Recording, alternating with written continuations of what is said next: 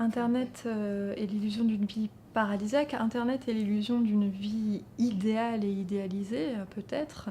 C'est très intéressant parce que, heu, au moment de la naissance de Facebook, hein, si on reprend comment, Mark Zuckerberg a créé Facebook, eh bien, cette création est pleine de conflits, hein.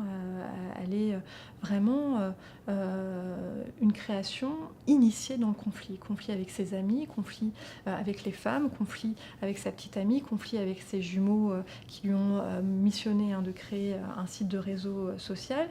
Et pour autant, il en a fait un site où, le conflit, la haine, l'agressivité est soi-disant, banni du site, hein. C'était toute cette question où il n'y avait qu'un like possible, hein, il n'y avait pas de possibilité de ne pas aimer et cetera. Il a remédié à ça par la suite.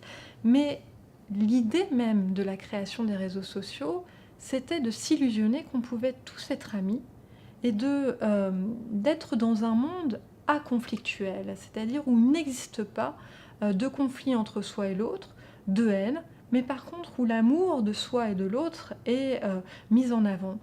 Et ça a une fonction importante dans le monde dans lequel on vit aujourd'hui, puisque c'est contradépressif, hein. C'est-à-dire que véritablement, eh bien, si on est dans ce monde-là, on oublie qu'on a des problèmes, on oublie qu'on a des problèmes financiers, on oublie qu'on a des dettes, on oublie que finalement, bah, la vie c'est dur, c'est complexe, qu'il faut faire des choix, que, eh bien, il y a des choses auxquelles on ne peut pas accéder, et que, c'est toujours comme ça, du renoncement, de la perte et du coup de la dépression, hein. Eh bien, les réseaux sociaux, en effet, vont favoriser cette illusion, qu'on est dans un monde idéal.